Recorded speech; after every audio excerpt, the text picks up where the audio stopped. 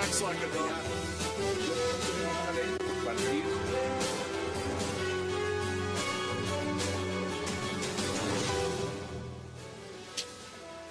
Bienvenidos a 360 grados, una visión global de la noticia, un espacio para debatir sobre todo lo que sucede en Colombia y en el mundo. Iniciamos hoy hablando de un tema crucial para millones de colombianos, el ajuste del salario mínimo para este 2014, que ahora deberá al parecer ser decretado nuevamente por el gobierno, al no llegar a un acuerdo los líderes gremiales, los sindicales con el gobierno. Hoy el salario mínimo está en 589.500 pesos y lo ganan 1.27 millones de trabajadores. Las centrales obreras pelearon por un 6% más, mientras que los empresarios se quedaron con el 4%. Ahora todo está en manos del presidente Juan Manuel Santos y sus ministros. Hoy debate al salario mínimo en Colombia. Y también esta noche hablaremos de cómo le fue al país en este 2013. Un año lleno de protestas sociales, de disputas políticas, de destituciones, de reformas en el Congreso y mucho más. El 2013 ha sido complicado para muchos sectores. ¿Fue positivo el balance de estos 12 meses en Colombia? Tema de debate junto a ustedes esta noche en 360 y no se muevan, que ya en segundo le damos la bienvenida a nuestros invitados. Acts like a dog.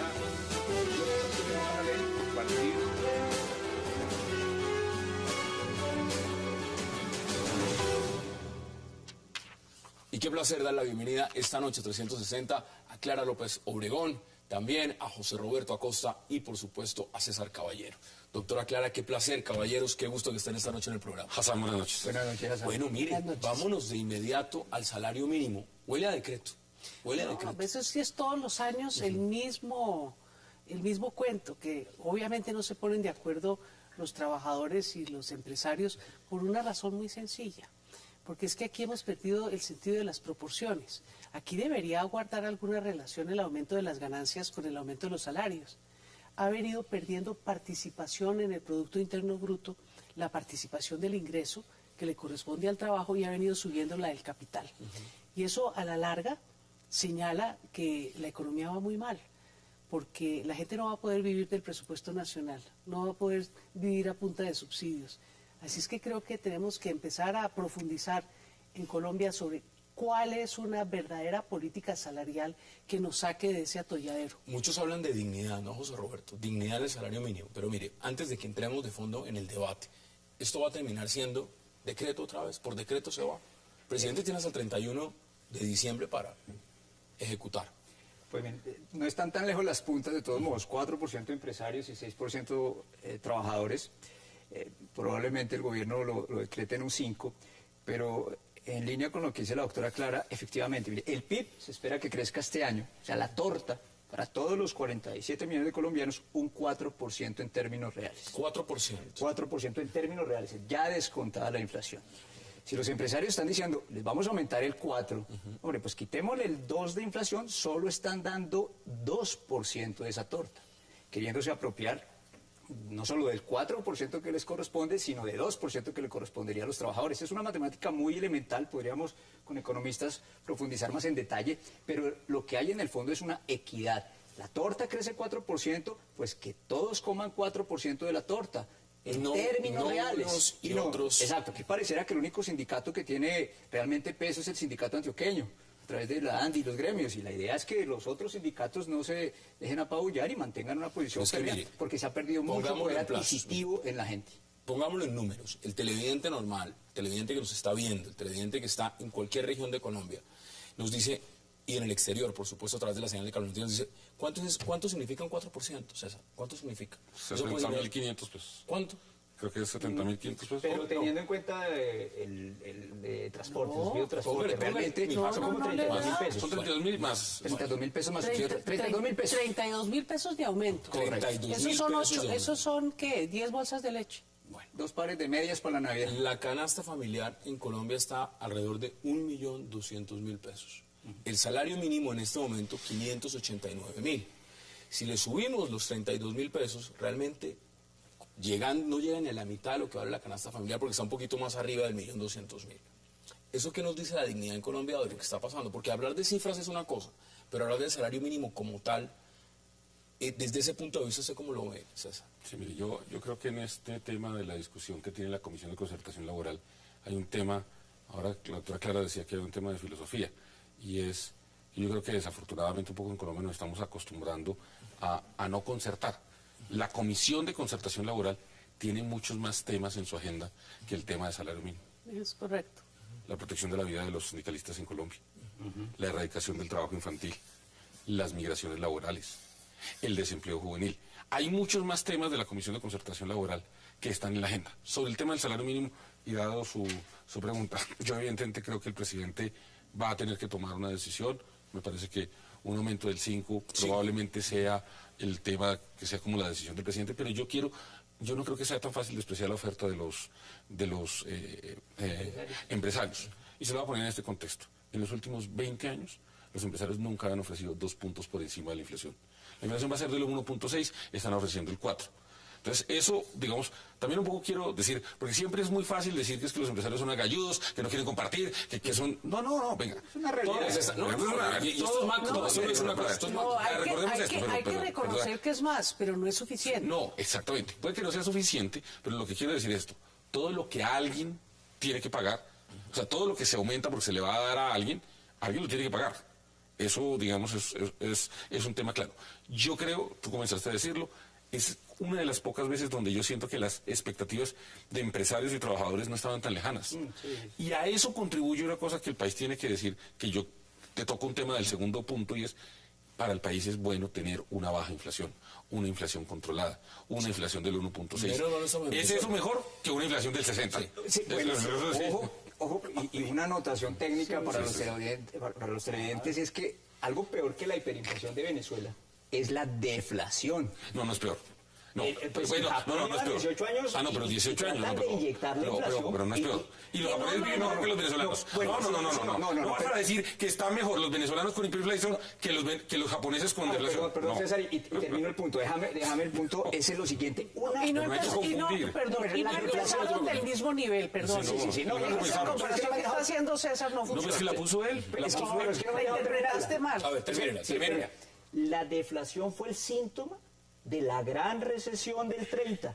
Es contra lo que hoy los bancos centrales están luchando, no contra la inflación. La inflación no es un problema mundial hoy día. A nadie trasnocha la inflación, Pero, a ver, y sí trasnocha la deflación. Como país, y vamos por partes. Mire, como país, doctora Clara, no estamos diciendo que esto es un momento histórico, el gobierno, histórico en crecimiento, histórico en desarrollo. No es histórico el crecimiento. Esos son los términos que han usado, que es histórico. Porque están en la reelección. Bueno. Pero le quiero decir, el país creció a tasas más altas hasta que empezó aquí el nuevo modelo económico.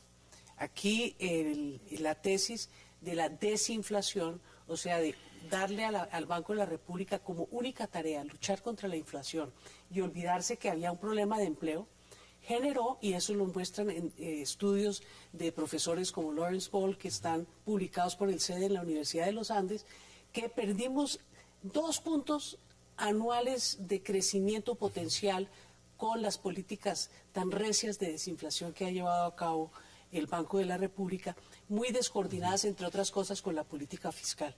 Entonces, esa desarticulación de la macroeconomía no es buena para el país. Yo no estoy abogando porque haya inflación, pero lo que le estoy diciendo es que la desinflación nos ha bajado la capacidad y el potencial de crecimiento y nos ha generado una condena a salarios bajos que, como usted dice, no satisfacen las condiciones de dignidad de los trabajadores. Quiero que veamos también declaraciones No, pero del ministro de aquí Trabajo. se están diciendo cosas que no son correctas. Bueno, Primero, nosotros no estamos en deflación. La deflación son varios periodos de inflación negativa y no lo tenemos. Llevamos 2 meses. Ojalá, tiene toda la razón el doctor Cabello, pero ya se nos está acercando. Segundo, Hay toda síntomas, esta discusión... hay síntomas. No lleve los argumentos al extremo, porque entonces así no se puede discutir. Toda esta discusión, Clara, arranca de una afirmación mía, y es que es mejor tener una inflación del 1.6 a tener una inflación del 30. Depende. Pero depende. Bueno, esa discusión, espere un momento, ya lo volvemos a debatir. Veamos las declaraciones del ministro Rafael Pardo, ministro del Trabajo, y volvemos a la mesa de debate. Se termina la primera parte del proceso de negociación. A partir de este momento, cada uno de los sectores planteará al gobierno de aquí al miércoles por la mañana, por escrito, su posición, y el gobierno buscará a partir de esas posiciones ya reafirmadas por escrito, una posibilidad de volver a sentarnos o de examinar esas posiciones de acuerdo a los temas que se han planteado.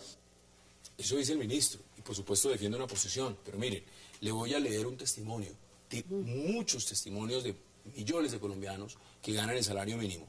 Una persona que tiene que pagar con ese salario transporte, educación, vivienda, alimentación, calzado, salud, todo lo demás, y usted agréguele y agréguele y agréguele. Todo. Lo primero que hacen la mayoría de estas personas es pagar la cuota de la casa. Eso es lo primero. Luego viene el pago de la alimentación. Luego estudio de los hijos, y dependiendo del número de hijos que tengan. Y de ahí en adelante ya están colgados. Ya están colgados absolutamente en todo lo demás. El drama es inmenso. Es que usted no ha visto que en las tiendas venden el aceite en cojincitos como de champú. Así es. Claro, eso sí. La gente no tiene capacidad de compra. Entonces, el tema también está ligado a lo siguiente, y es, si realmente estamos en un crecimiento tan grande, donde se ven unos beneficios para ciertos sectores, donde vemos también que la clase política en el país es privilegiada en ciertas cosas, ¿debería de ser un poco más flexible el tema del salario mínimo o no? Primero, Hassan, el crecimiento no es extraordinario. Sí, no es nada Está del más, otro o sea, yo lo Comparado primero... con Panamá, no lo es. No, ni con Latinoamérica, ni con Perú. No, claro. incluso Ni con Colombia. Ni comparado con Colombia. Colombia tiene una cosa que se llama la tasa potencial de crecimiento, que está claramente 2 puntos por encima de lo que estamos teniendo. Entonces nosotros tenemos en este momento un crecimiento que está entre el 3.8 y el 4. Eso es básicamente lo que vamos a tener. Entonces tampoco es una cosa que uno diga, oiga, hagamos una... No, ese no es el tema. No es el panorama. Eso es lo primero. Lo segundo, es evidente que el salario mínimo es eso, un salario mínimo. Yo fui director del DANE y yo recuerdo, desde el momento en que nosotros estábamos, el cálculo que se hace siempre para la canasta básica de un hogar de ingresos bajos en Colombia es de 2 salarios mínimos. Es decir, por lo menos 2 miembros del hogar, para un hogar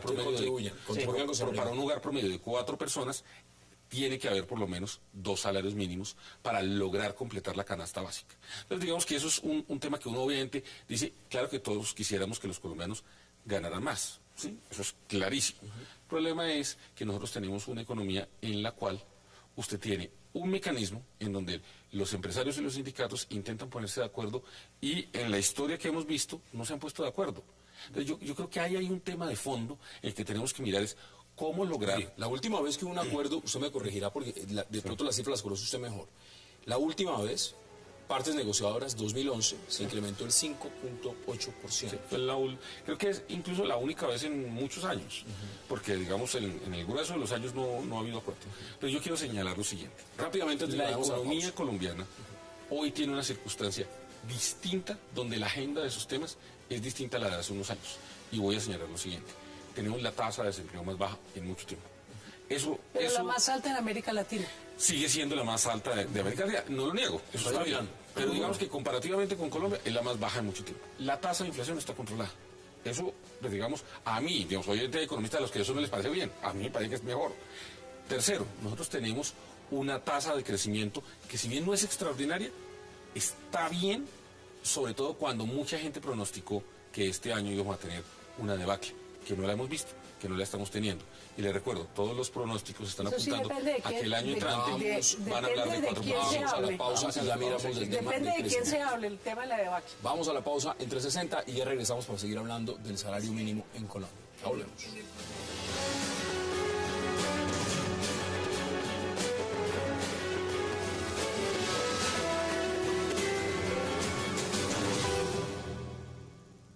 Nosotros aspiramos a que, ojalá, algún día, señor ministro, distinguidos representantes del sector empresarial, algún día podamos hablar en este país de salario mínimo vital. Y sabemos que no será fácil para la economía, pero que tampoco es imposible transitar hacia salarios más justos, entre otras razones, porque lo contrario sería quedarnos pensando en que solamente un país se puede sostener con base en salarios y con base en ingresos demasiado bajos. Regresamos a 360. El ingreso es demasiado bajo. Eso están diciendo. Ahora, vamos a empezar a redondear también. Esto en variaciones, normalmente ustedes lo que nos están diciendo también es que esto crece más o menos en esos porcentajes. Eso no va a crecer más. Es decir, que dijera que va a crecer al 9 o el nadie está pidiendo el 9% sí, de... está pidiendo el 9 ni los trabajadores pidieron 6. Dentro de eso, ¿qué significa? Si son hay que razonable el 2.000 pesos. Vuelvo y pongo el ejemplo de la torta. La torta, el Producto Interno Bruto de Colombia, que son cerca de 340.000 millones de dólares, dividido por los 47 millones de colombianos, hagamos de cuenta que aritméticamente nos reparten a todos el mismo pedazo. Pues de un año acá, el pedacito de cada uno debió crecer en términos reales 4%, más 1,80 de inflación, estamos hablando de 5,80. Entonces los asalariados dicen, pues, que mi pedazo, por favor, crezca 6. Los empleadores dicen, no, les vamos a dar 4. Muy probablemente el gobierno, como dijo ahorita el ministro, firme el decreto con 5%. ¿Qué significa 5%? Pues que la torta no le crece 4% al trabajador, le crece un poquito menos, pero es tal vez de las épocas en que más cerca ha crecido. Pero, Hassan, para los una cosa que la gente se le olvida es que el salario mínimo es una señal de la economía. Pero aquí no todo el mundo gana el salario mínimo. Claro. Aquí hay que el 35-40% de la fuerza laboral no gana el salario mínimo, gana por debajo del salario mínimo. Entonces, la demanda agregada en una economía es el motor del crecimiento y de la producción nacional. No hay ningún país que haya sobrevivido económicamente. Y comparativamente con América Latina es de los más bajos. Y es de los, del mundo, es de los más bajos. En esa sola perspectiva. Entonces, ¿usted cómo hace para convertir a Colombia en un país viable desde el punto de vista de largo plazo si usted permite que se le vaya destruyendo el aparato productivo nacional porque está haciendo una política profundamente equivocada de manejo de tasa de cambio en función fiscal y no en función del crecimiento económico interno? Entonces es verdaderamente preocupante. El balance de políticas me parece equivocado, no para el larguísimo plazo, para 2 o 3 años, para ahora. Eso está muy mal. Le doy las cifras y empezamos a redondear y a concluir. En Colombia es el 6.15% del total de los trabajadores los que están devengando el salario mínimo. Vuelvo y digo, eso es 1.272.000 personas. Usted que estuvo debe conocer el dato perfecto. Sí, lo que pasa es que sobre ese dato tiene unos efectos sobre el resto de la economía muy importantes, porque hay una especie de indexación sobre muchos elementos que tiene la economía colombiana sobre eso. Entonces, la discusión es importante. Yo vuelvo a insistir, yo no creo que el salario mínimo hoy sea el deseable, no estoy de acuerdo con eso, pero sí creo que es la primera vez en que yo siento en que hubo una cercanía muy grande entre el 6 y el 4. Yo tiendo a pensar que el gobierno va a estar más cercano al 6 de los trabajadores que al 4 de los empresarios. Tengo yo la sensación. Por una cosa, porque también ha habido otros elementos macroeconómicos que le ayudan y le permiten al gobierno tener un espacio de maniobra para hacerlo. Voy a dar 2 ejemplos. El primero es la tasa de cambio. Uno puede decir que no fue del gobierno, que fue de Bernanke. Bueno, sí. Pero la tasa de cambio desde la Reserva Federal la teníamos en 1680, hoy la tenemos en 1930, que es una tasa de cambio que hace que estas decisiones sean más fáciles de tomar. Porque usted tiene una tasa de cambio en 1630, inmediatamente el salario mínimo se convierte en una cosa comparativa internacionalmente menos competitivo. Yo creo que hay un espacio para que el gobierno se acerque más al 6% de los trabajadores que al 4%. Deme sus conclusiones brevemente. El tipo de cambio efectivamente ha abaratado 10% el salario, como lo dice el doctor César Caballero, es un margen de maniobra que tiene el gobierno. Y el principal margen de maniobra es que la inflación se está cayendo. Con inflaciones de 1,76 necesitamos estimular la demanda agregada, estimular la capacidad de consumo de los colombianos y pensar que el mercado interno tiene su dinámica es en los asalariados colombianos. Eso es lo que está haciendo China, Estados Unidos, todos los países blindando sus economías desde el mercado interno con buena capacidad adquisitiva de sus asalariados. Doctora Clara, deme sus conclusiones también. 40 segundos. Eso implica que hay que hacer un viraje en el modelo económico, porque podernos concentrar en aumentar la demanda interna implica no solamente una política salarial, implica también que podamos diseñar seriamente una política de reindustrialización del país, una política de desarrollo rural serio con intervención estatal, un Estado más fuerte y más protector. Lo que quiere decir que tenemos que renegociar unas cláusulas del TLC que están desindustrializando al país. Ya vamos a hablar del TLC porque ahora les voy a cambiar de tema. Y cambiarle de tema, estamos a final de año. Y cuando uno empieza a ver, ya se habló del personaje del año, ya se habló de lo que significan muchas cosas, pero ¿cuál es el balance para Colombia? En muchos puntos. Mire, José Roberto, ¿cuál es el balance para Colombia en el 2013? Antes de que empecemos a desglosarlo punto por punto. ¿Usted ve que al país le fue bien en el 2013? En términos económicos, concentrémonos, segmentemos un poco el tema, fue un año regular a pesar del optimismo del gobierno. Se creció 4%, jalonado por construcción. Se pudo crecer mucho más. Claro, se pudo haber crecido mucho más porque teníamos la pólvora seca. En el Banco República durmieron en el año 22 billones de pesos, durmieron en las arcas del Banco de la República por no poderse ejecutar en obras que tanto necesita en el país. La Bolsa de Valores de Colombia se cayó 10% en el año, 12%, perdón, en el año. Los test, siempre le pregunto, Hassan, ¿usted tiene test? No, no tengo. Pues sí, señor, usted tiene test porque usted tiene en los fondos de pensiones Ahí ¿cierto? tengo. No lo sabía. Usted tiene test y todos la mayoría de televidentes tienen test, aunque no lo sepan. Y quiero informarle que los test de los que son propietarios de manera indirecta en las AFP perdieron cerca de 12% de valor. Mañana ya vamos a verificar eso. Las acciones perdieron 12%, los test perdieron 12%. Mejor dicho, si te estuvieras pensionando ahora, te pensionarías más pobre. Mañana ya vamos a poner Son cosas que la gente no se da cuenta y por eso duerme tranquila, pero creo que le dañé. En ese balance usted dice regular. Sí, muy El regular, tema económico regular. y preocupa lo que se ve venir. Un ejemplo que quiero tener sobre la mesa, Ecopetrol acaba de presentar un plan de inversiones de 10.200 millones de dólares para el 2014. No tiene con qué financiarlo. Entonces, o va a emitir más acciones o va a tener que retener las utilidades, más o menos mandándole un mensaje al gobierno, deje de ordeñarme porque no tengo cómo seguir adelante. ¿Cómo le fue al país en el 2013 en su opinión? Mire, yo lo resumiría en que, no a cifras y conceptos, que le fue muy bien. Al país, ¿cómo le fue? ¿Cómo le fue? Yo te voy a decir, en los temas macro, digamos, un poco uno diría, la macro está controlada. Yo no voy a decir que es extraordinaria, pero está controlada. La inflación está controlada, la tasa de desempleo está bajando, debe bajar más, el déficit fiscal está controlado, la tasa de cambio está en un nivel razonable, no es el ideal. Entonces, digamos, la macro está mal, pero tiene muchos problemas micro esta sociedad. Y este año se nos han venido revelando una serie de problemas micro muy complejos que tienen efectos no solo sobre la economía, sino sobre la manera como vivimos los colombianos. Voy a darle 2 o 3 ejemplos. El tema de infraestructura en Colombia está colapsando. Es terrible. 2, el tema de justicia. Yo creo que la fallida reforma de la justicia es un tema pendiente, eso fue un desastre para este gobierno, es un país que salió bastante mal. Pero hay temas de violencia cotidiana, hay temas, por ejemplo, de productividad laboral, que no están resueltos, que tenemos problemas.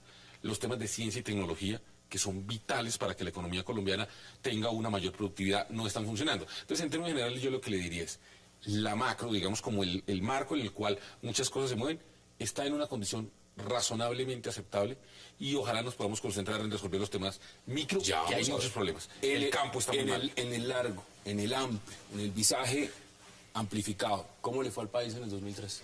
Mire, mal.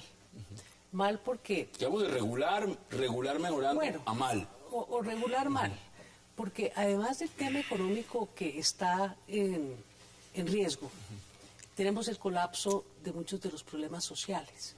Entonces tenemos el colapso del sistema de salud, que no es solo el sistema de salud. Lo que está echando agua es el proceso de la privatización de las cosas que no son privatizables, las cosas que no son mercancías. Entonces estamos en una situación gravísima, una reforma que no va al meollo del asunto de acabar con la intermediación financiera en los servicios de salud, que es tal vez una de las causas principales del colapso. Y tenemos un problema social de fondo, que tiene que ver, que lo vimos en todas las movilizaciones sociales. Aquí no hay un sector social que no se haya quejado marchando. Y para que la gente salga a marchar a las carreteras, aquí todo el mundo piensa que eso es facilísimo. No, eso es un sacrificio enorme. Entonces, si usted ve marchando a los arroceros, a los maiceros, a los cacauteros, a los cafeteros, a todos los sectores agrarios, pero adiciónele a eso a los pequeños y medianos mineros, adiciónele el transporte, adiciónele los estudiantes, a las batas blancas, todo. Entonces uno dice, ve, ahí hay una crisis social que se está en ese sentido, empecemos entonces por arriba, empecemos por el presidente. ¿Cómo le fue al presidente este año? Bueno, yo pienso que el presidente en las encuestas, eso lo sabe mejor César Caballero que yo, que las lee técnicamente, pero un presidente que todavía insiste en la reelección cuando más del 50%, hay casos de 60% de los colombianos están diciendo a través de las encuestas que no son favorables a la reelección. Otras encuestas muestran... Y sin embargo puntea con los demás donde está usted también aspirando. Sí, pero es una punteada como injusta para el mismo presidente. Es que no llega al 40%. Entonces la realidad es que no ha empezado la campaña, esas cifras obviamente van a cambiar, pero lo que sí está mostrando es que el presidente de la República lo han rajado en prácticamente todas las materias. ¿Cómo le fue al presidente, César? Mire, en octubre del 2012, el presidente tenía una favorabilidad en las encuestas que yo hago del 73%. Eso vino bajando, su punto más bajo fue en septiembre, que estuvo en el 36%. Paro. Que fue lo que nosotros reportamos, una imagen muy baja. En la última medición ya aumenta al 43%, pero es como dice Clara, pues es una marcación bastante baja. Yo creo que al presidente este año no le fue bien. Es decir, y esto que acabo de Puede ser el año más difícil de su gobierno. Yo creo que ha sido el año más difícil del gobierno. Yo creo que al presidente no le fue bien y las encuestas están señalando eso. ¿Cómo le fue al presidente? Muy mal. O sea, de los que yo recuerde, el presidente con peor imagen de mucho tiempo y atacado por varios flancos, donde lo único que le queda para mostrar es el tema de negociación de paz. Porque en el tema social... Usted ya lo pone en el tapete. Entonces, si ese es el único, o por lo menos en el momento usted el único frente que ve, entonces, ¿cómo le fue al proceso de paz? Perdón, una anotación.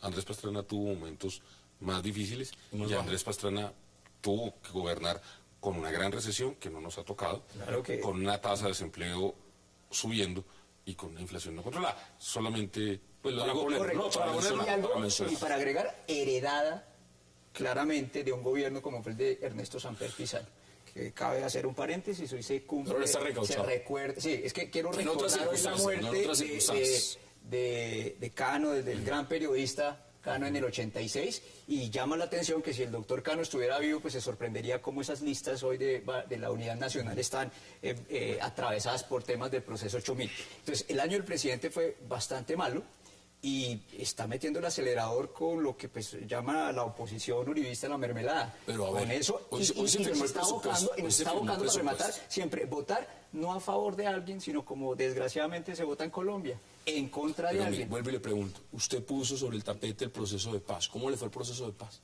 En mi opinión, de las cosas que hay que mostrar, el llegar a 2 puntos de acuerdo después de 50 años de conflicto. ¿A usted le parece favorable? Me parece favorable, sí, correcto. No los conozco, nadie los conoce, pero el que las dos partes hayan manifestado un punto de cierre en eso me parece muy bueno. Es favorable y además un punto adicional. Como lo ha hecho el centro de su campaña de reelección al presidente, pues uno lo que ve es que no se va a parar el gobierno de la mesa. Sí, ¿no? Ya lo dijo. Entonces ya confirmando que no se para de la mesa, nosotros podemos esperar que vaya a haber una firma de una cesación del conflicto armado en Colombia. Sí, si no antes de las elecciones, yo aquí lo he defendido varias veces, incluso cuando el proceso de paz tenía una imagen muy negativa. Yo aquí quiero señalar 2 cosas. Creo que el proceso de paz va bien, digamos, los 2 puntos. Hay unos temas que se han dicho, yo soy optimista, pero me parece que es un error pensar que Santos es lo único que puede garantizar el proceso de paz. Yo creo que el presidente no debería ser mezquino en eso, y yo creo que hay que buscar, por ejemplo, opciones y decir, en la campaña electoral hay otras opciones que también van a respaldar un proceso de paz. Y hay otros temas. Que yo, por ejemplo, le diría al presidente, hombre, presidente, no asuma que usted es el único que puede garantizar el proceso de paz. Y que uno tiene que aceptar que el proceso de paz no pasa por la reelección de Santos. Sí, hay muchas opciones mejores que las de más de lo mismo para poder cementar un proceso de paz. Prometió ser un gobierno de transformaciones y de reformas. Y después de la pausa, vamos a hablar esa reforma. Usted ya mencionó una, reforma de la justicia. Que no se hizo. Que no había vamos a ver las otras que se prometieron. Bueno, ahí está moribunda. Vamos a ver qué pasa con esos temas. Regresamos al debate después de la pausa en 360. No se vayan.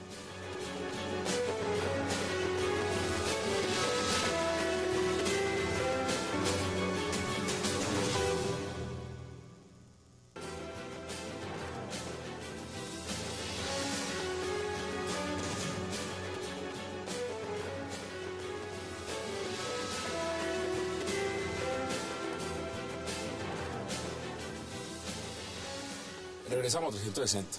Hablando de ese balance, ya mencionaron ustedes justicia. Anoche estábamos debatiendo acá el 10º aniversario del sistema penal acusatorio. Pros y contras. La pregunta no es solo la reforma, la pregunta es cómo le fue a la justicia en Colombia en 2013. ¿Cómo le fue? No, yo creo que la justicia está mostrando, el caso de Petro, la punta del iceberg de un diseño institucional que está echando agua por todas partes. No hay simetría ni congruencia en la dosificación de las penas y de las sanciones. Fíjese usted, pierde la investidura un congresista por las razones más nimias del mundo y nadie se despeluca. La demagogia legislativa que nos produjo ese código, que lo han denominado el código talibán, el código disciplinario único, que fue, se recuerda cuando el caso Pomarico en el Congreso de la República produce unas aberraciones como la que por fin se sacó a la luz por la rebeldía del alcalde Petro a aceptar una sanción que a todas luces es verdaderamente demasiado drástica. Pero es que nos hemos acostumbrado a hacer sanciones drásticas con unos casos, pero ¿en qué va la corrupción en este país?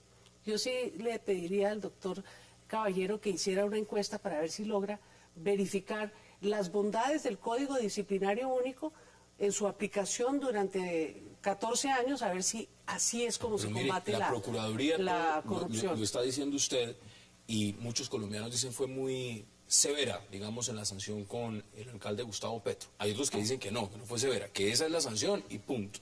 El tema es que también la Procuraduría, en el caso Interbolsa, usted que está en el sector financiero conoce muy bien el caso, 340.000 millones que no aparecen. Y ahí la Procuraduría está diciendo que no, que los señores de Interbolsa, ahí ninguno es peligroso y ahí prácticamente no hay que sancionarlos. ¿Eso tiene sentido? No, eso sancionó al superintendente. Pero a los culpables... Pero es que el superintendente no es el culpable de lo que pasó ahí. Del descalabro. 12 años. Sí, lo que es que la Procuraduría no está diciendo que los otros no son culpables. Que no haya medida de seguridad. A ver, eso es que eso es lo que estamos cotejando. Procuraduría, Fiscalía, Consejo de Estado. La justicia está en una crisis tremenda. El contubernio que tienen las Cortes y el Congreso hacen que sea la justicia un instrumento de dominación y, perdón la expresión, de esclavitud de quien quieran los jueces. Si ahorita con el doctor Caballero nos pusimos en desacuerdo en temas económicos que están atravesados por cifras, imagínense en el tema judicial, que es mucho más abierto a la interpretación. Entonces ya se coatan las Cortes, Consejo de Estado, el Consejo Superior de la Judicatura, que es una aberración. Se propuso una reforma y la reforma era peor que de lo que estaba. Y se quedaron callados durante todo un año, como si eso lo pudiéramos dejar pasar de aquí a las próximas elecciones. Es dramática la situación de justicia. Y un país sin justicia es un país que tiene en vilo su viabilidad. ¿Usted sabe cuál es otra de las reformas y usted puso los temas? César, usted habló de infraestructura, usted habló de vías y dijo que prácticamente el país en eso lo había ido muy mal. Pero le voy a poner otros. Educación. Venga, le hago un listado. Póngalos. Yo creo que la ley 100 colapsó y yo creo que el gobierno se ha equivocado en no decirle al país, mire, el modelo de la ley 100... Eso es salud. Fracasó y hay que repensar otro modelo. Yo en eso estoy. Dos, la ley de educación superior. Educación. Dos, finalmente, la ministra de Educación, que yo no logro entender, yo creo que se quedó sin espacio político hace mucho tiempo, no ha logrado concertar con la mano y sé que han venido trabajando, pero no hay ahí un tema, entonces ese es un segundo tema. Tercer tema, el tema de infraestructura, la situación está colapsando, no de este año, desde antes. Desde atrás. Yo creo que hay todo un tema de nuevas vías que yo creo que supuestamente van a contratar o ya contrataron. Ojalá que eso resuelva el problema, pero digamos que ese tema está. Y el tema de justicia, yo comienzo a decirle, se lo dije yo de primero, pues yo creo que esa es una gran deuda de este gobierno. Pero mire lo que usted está diciendo y se le planteo una cosa. Eso es un gobierno que ya entró en su cuarto año. Entró en su cuarto año, es decir, ya pasaron 3. Si en 3 años esos puntos que se prometieron en campaña, que iban a hacer las reformas, los cambios, no se han dado, la pregunta es, ¿se van a dar después? O sea, en los siguientes 4 años, si llega a ser reelecto este gobierno, ¿ahí se van a dar? Pues ¿O la deuda es muy grande en ese sentido? Es que cuando yo vi al señor presidente presentándole a la opinión pública su aspiración a la reelección, él más o menos dijo, mire, no pasé el año, no logré cumplir la plana, denme otro periodo para hacer lo que no hice en el primero. Pero sí hizo unas cosas que hay que resaltar. Mire, reformaron la Constitución para incluir el principio de sostenibilidad fiscal y sacaron la ley de la regla fiscal, que ya va en una limitación de la tutela y en la amenaza de utilizarla con sentencias de la Corte Constitucional que ya se venían venir porque la Corte Constitucional no sé cuántas veces ha declarado inexequibles las normas de amnistías tributarias y van a estrenar una ley que se mete con la justicia, dizque por razones de equilibrio presupuestal, para no acatar una sentencia de esa naturaleza. Y que le diga al presidente y a la ciudadanía que esa norma aprobada hoy y sancionada por él con mucho orgullo limita derechos constitucionales de los televidentes de todos los colombianos. Y que además el presidente Santos utiliza la regla fiscal como, como el embudo, lo ancho para él y lo angosto para los demás. ¿En qué sentido? Limita los derechos de los ciudadanos con la contingencia fiscal, pero sí vende imagen violando la regla fiscal. Entonces, eso supuestamente va para infraestructura. Ese es uno de los argumentos de la venta de pero independiente es que vaya para lo que sea. Cumple su propia legalidad. Exacto, está incumpliendo la Constitución. Entonces, para una cosa sí es riguroso la regla fiscal y para otra cosa no. El gobierno se ha abanderado, ya le doy la palabra a César, ha abanderado también diciendo, mire, somos el gobierno de la ley de víctimas. Somos el gobierno de las 100.000 casas eso gratis. Sí que anda a paso de tortuga. De las 100.000 casas gratis, que ahí está el senador Robledo como Gramalote. que eso Yo tampoco. creo que han pasado 3 años y nada. Hay varias cosas. Yo creo que la ley de víctimas tiene un valor en sí mismo, el haber en un país que estuvo durante 8 años diciendo que en Colombia no había conflicto interno, haber decidido, oiga, si hay conflicto interno y además ahora vamos a poner en prioridad la voz de las víctimas. Yo estoy de acuerdo con Clara, creo que el arranque de la ley de víctimas no ha sido lo rápido que las víctimas necesitan y que el país necesita, pero tiene un valor en sí mismo haber impulsado la ley de víctimas. Primer tema. Segundo tema, nosotros hoy tenemos 1.300.000 niños de escuelas públicas que han recibido tablets con acceso a Internet. Eso, en medio de muchas cosas que uno puede decir. El ministro Molano es un ministro estrella. Hay que rescatar ese es un tema, digamos, que me parece que es positivo. Sí. Tercero, distinto al tema del fallo de La Haya, que creo que merece un capítulo aparte. Y lo vamos a hablar el también. tema de relaciones internacionales, Colombia durante los últimos 8 años se había aislado de todas las relaciones con el continente y tenía unas relaciones muy problemáticas. Y quiero señalarle una cosa, nosotros llegamos a tener la solicitud de visas de 116 países. Eso a mucha gente puede no importarle, pero lentamente se han venido desmontando la solicitud de visas. Y yo creo que la política internacional, el tema de La Haya es distinto. Ese es un frente, pero ese es un frente que también creo, porque también un poco creo que hay que decir, no todo lo del gobierno es un desastre, creo que hay cosas que son positivas que han estado. Yo creo que hay unos temas, digamos, de reformas que eran necesarias. Puedo darle 2 ejemplos. Haber separado el Ministerio de Justicia del Ministerio del Interior, que creo que eso había sido un error. Creo que a Sanfer había que darle un ministerio. No, yo creo que era importante separar el tema del ministerio. El segundo tema es haber separado el Ministerio de Salud del tema del Ministerio de Trabajo. Y tiene una serie de reformas que había hecho el gobierno anterior por ahorrarse unos pesitos que nos habían costado mucho en términos de política pública. El presidente Santos ha sido muy efectivo en producción de leyes, más de 270. Y todavía faltan unas gravísimas. Fíjese, frente a la movilización social, ¿qué es lo que ha hecho el gobierno? ¿Ha dado respuestas reales o solo unas curitas así superficiales? Una adición presupuestal de 3 billones para los campesinos que vamos a pagar. Bueno, según la reforma tributaria usted me dirá si esa reforma fue buena o mala. Pero Hassan, le termino, porque es que lo que sí está marchando en el Congreso es una ley para criminalizar la protesta social, para convertir en un delito no excarcelable 5 años al que participe en una manifestación que interrumpa la movilidad. Mire, no hay manifestación o movilización social que no afecte la movilidad en este país. Entonces le ponen un parrafito. No, es que no necesitamos en Bogotá no necesitamos ninguna manifestación. Eso ya no hay movilidad. Aquí cuando alguien marcha por la calle se baja a 0 el promedio de avance de los vehículos. Entonces, a mí me parece muy, muy grave que un país empiece a marchar hacia ese tipo de autoritarismo, en vez de solucionar el conflicto social, exacerbarlo con medidas de fuerza. Porque eso lo que va a convertir es toda movilización social en un conflicto de policía, y eso no puede ser. Tengo que ir a una pausa. Hay otros temas que les quiero preguntar, porque también fue un año taquillero en discusiones, en peleas y en enfrentamientos. Pero también les quiero preguntar por los partidos políticos. ¿Cómo les fue a los partidos políticos en Colombia? Y en general hay otros temas. Vamos a la pausa en 360 y ya regresamos.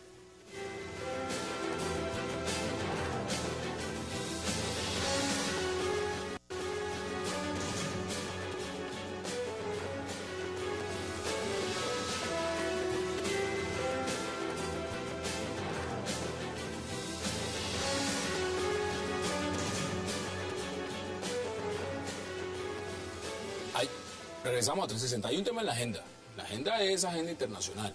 Colombia también en el 2013 tuvo que pasar cosas. La Haya, usted decía, no fue lo mejor. Fue malo.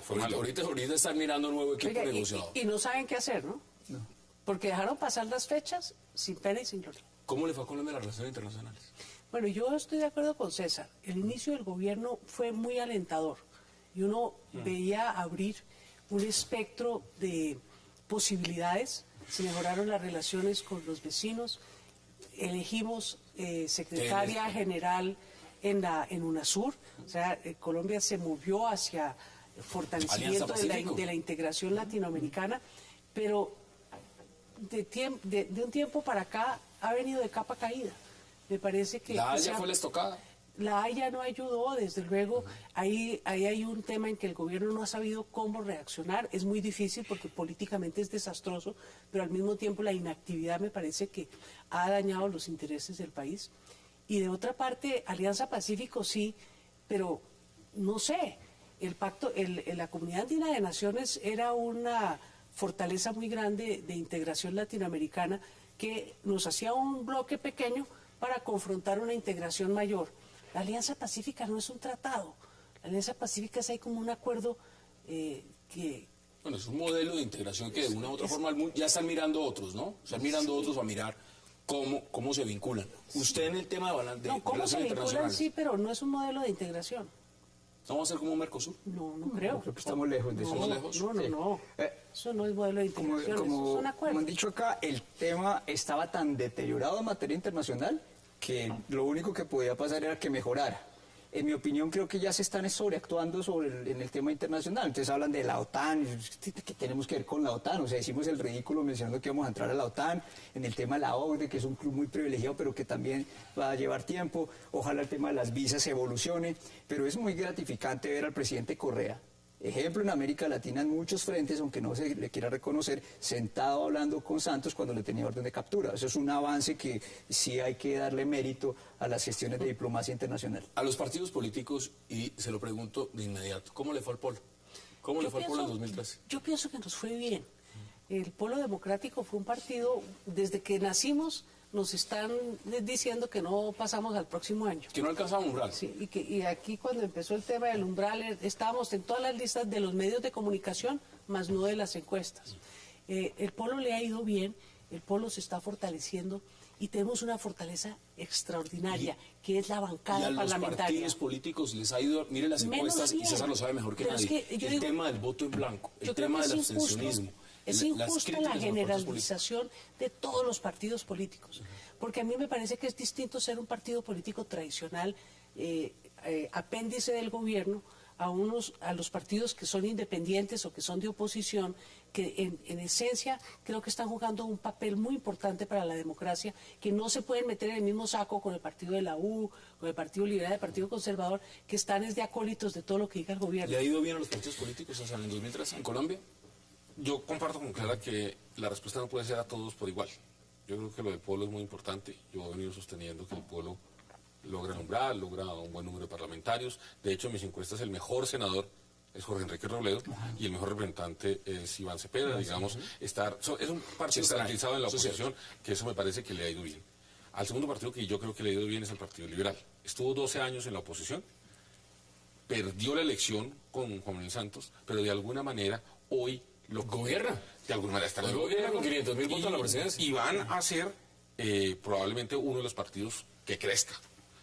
Caso distinto, el partido de la U, totalmente desfigurado, es un partido sin conexión con la opinión, es un partido que nació por el nombre de un señor y que ahora el señor tiene que convencer al país que ese ya no es su partido. Otro partido que va a perder es el Partido Conservador. El Partido Conservador se ha desconectado de la opinión pública y yo creo que tiene ahí unas... ¿Cómo le fue al presidente Álvaro Uribe en el 2013?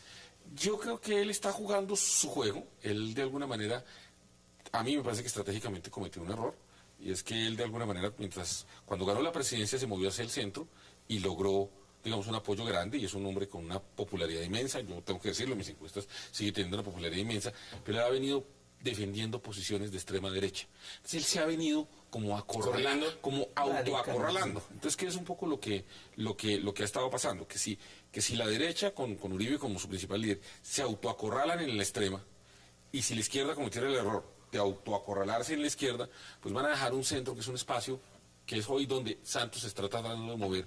Y yo tengo la sensación de que si las fuerzas no se mueven al centro, digamos, la sociedad colombiana es una sociedad que no le gustan los extremos. Ahora le decía yo a Clara, y Clara, digamos, yo veo que en su lenguaje trata de, digamos, y es una persona moderada, que yo creo que por eso, yo creo que el Polo tiene hoy en Clara una figura razonable, sensata, pero el éxito hoy de Santos es que está ahí. De alguna manera, él es un candidato de centro-derecha, yo tampoco voy a decir que es de centro-izquierda, es de centro-derecha, pero en el centro no hay por mucha fin gente alguien lo describió como era, porque como nos dijeron que era el traidor de la clase.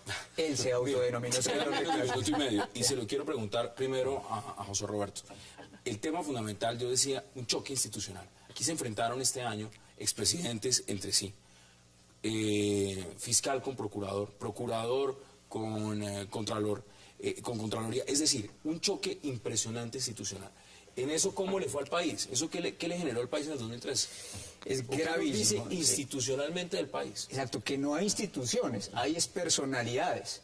Venimos de una situación en la que el personalismo Uribe aplacaba todas las instituciones. Hay que reconocerle en algo a Santos y es que ha tratado de recuperar la institucionalidad, pero está tan enraizado el personalismo. ¿Institucionalidad? Quedaron apacadas por la personalidad de Uribe, o sea, era Uribe para todo, Uribe Corporation, ¿sí? O el ubérrimo, República Independiente del ubérrimo de Uribe. El tema institucional se ha venido rescatando poco a poco, pero el daño quedó hecho. Yo creo que se necesita mucho más esfuerzo para que no hablemos de Ordóñez, sino de la Procuraduría y así de cada una de las instituciones. ¿Usted lo ve igual? Sí, yo lo veo igual y la verdad es que las instituciones deben ser superiores a las personas que las ocupan. Ese es balance para el 2013. Y aquí está pasando lo contrario, que aquí las personas valen más que las instituciones y que no se está aplicando la ley de manera horizontal y equitativa con todo el mundo por igual, sino que aquí se ha sesgado la justicia, se ha sesgado la política económica, se ha sesgado absolutamente todo. Entonces estamos en un país totalmente desgobernado. Mire, para concluir, de 1 a 10, 10 siendo excelente, 1 siendo muy malo, ¿cómo le fue a Colombia en el 2013? No, yo creo que es que a mí no me gusta calificar porque es que a unos les fue muy bien, ¿sí? A los de siempre les fue muy bien, pero a la gente de a pie le fue muy mal. Muy mal. ¿Usted? Lo mismo. A los colombianos de a pie les fue en 4. 4 es... Y al gobierno le puede dar 5,5, 6. Yo, por lo contrario, creo que a la gente que ve que la tasa de desempleo bajó, que el nivel de pobreza bajó, eso es un beneficio que yo creo que uno no puede desconocer. Y que debe bajar más, estoy totalmente de acuerdo. Pero que uno desconocer que la tasa de desempleo de hoy es diferente a un 21%, pues me parece que... Pero no la recibió en un 21%, tampoco, no haga esa comparación porque así no es. Lo que quiero señalar, Clara, es con todas las estadísticas, y tú puedes negarlo, pero pues así es. El doctor Caballero la le fue tasa bien de ese desempleo año. que él recibió, hoy tiene una tasa de desempleo más baja. Y eso es bueno para el colombiano de a pie. Ahí están las Que posiciones. no consigue empleo fácilmente. César Caballero, como siempre. Y que el que consigue no es bien remunerado. Muchas gracias, Doctora Clara López Obregón, un Muchas verdadero gracias. placer. A ustedes nos acompañaron. Nos vemos mañana, misma hora, 8 p.m., para seguir debatiendo toda la agenda política de Colombia y del mundo. Y recuerden, repetición, 11:30 de la noche. Hasta una próxima oportunidad y gracias por acompañarnos.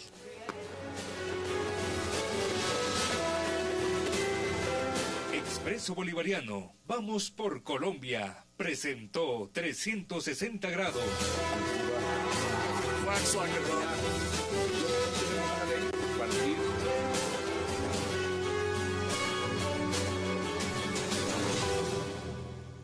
Disputas políticas, de destituciones, de reformas en el Congreso y mucho más. El 2013 ha sido complicado para muchos sectores. ¿Fue positivo el balance de estos 12 meses en Colombia? Tema de debate junto a ustedes esta noche en 360 y no se muevan, que ya en segundo le damos la bienvenida a nuestros invitados.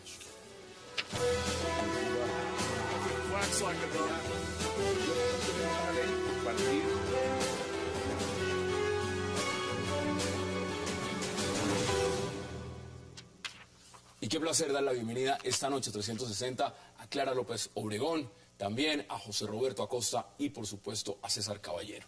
Doctora Clara, qué placer, caballeros, qué gusto que estén esta noche en el programa. Hassan, buenas noches. Buenas noches, Hassan. Bueno, mire, vámonos de inmediato al salario mínimo. Huele a decreto. Huele a No, decreto. eso sí es todos los años el mismo cuento, que obviamente no se ponen de acuerdo los trabajadores y los empresarios por una razón muy sencilla. porque es que aquí hemos perdido el sentido de las proporciones. 47 millones de colombianos, un 4% en términos reales. 4%. 4% en términos reales, ya descontada la inflación.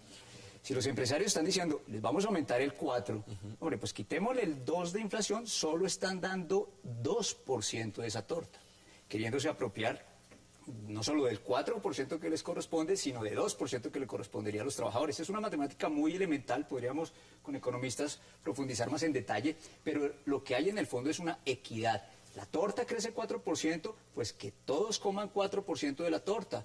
En términos reales. Unos y otros. Exacto, que pareciera que el único sindicato que tiene realmente peso es el sindicato antioqueño, a través de la ANDI y los gremios, y la idea es que los otros sindicatos no se dejen apabullar y mantengan una posición férrea, porque se ha perdido mucho poder adquisitivo en la gente.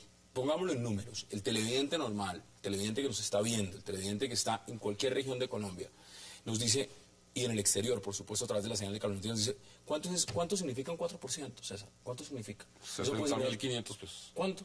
Creo que es 70.500 pesos. Pero teniendo en cuenta el transporte, el biotransporte, realmente no, son como 32.000 pesos. Son 32.000 más. 32.000 pesos más 32.000 pesos. 32.000 pesos de aumento. 32.000 pesos. Esos son, ¿qué? 10 bolsas de leche. Bueno, 2 pares de medias para la Navidad. La canasta familiar en Colombia está alrededor de 1.200.000 pesos. El salario mínimo en este momento, 589.000. Si le subimos los 32.000 pesos, realmente no llegan a la mitad de lo que vale la canasta familiar, porque está un poquito más arriba del 1.200.000. ¿Eso qué nos dice la dignidad en Colombia de lo que está pasando? Porque hablar de cifras es una cosa, pero hablar del salario mínimo como tal, desde ese punto de vista, ¿usted cómo lo ve, César? Sí, mire, yo creo que en este tema de la discusión que tiene la Comisión de Concertación Laboral, hay un tema, ahora la doctora Clara decía que hay un tema de filosofía, y yo creo que desafortunadamente un poco en Colombia nos estamos acostumbrando a no concertar. La Comisión de Concertación Laboral tiene muchos más temas en su agenda que el tema de salario mínimo. Es correcto. Aquí debería guardar alguna relación el aumento de las ganancias con el aumento de los salarios. Ha venido perdiendo participación en el Producto Interno Bruto, la participación del ingreso que le corresponde al trabajo, y ha venido subiendo la del capital. Y eso a la larga señala que la economía va muy mal, porque la gente no va a poder vivir del presupuesto nacional, no va a poder vivir a punta de subsidios.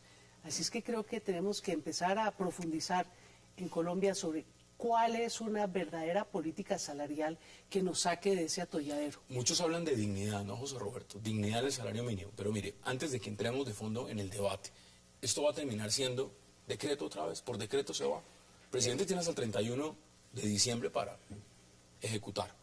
Pues bien, no están tan lejos las puntas, de todos modos, 4% empresarios y 6% trabajadores. Probablemente el gobierno lo decrete en un 5%, pero en línea con lo que dice la doctora Clara, efectivamente, mire, el PIB se espera que crezca este año, o sea, la torta para todos los...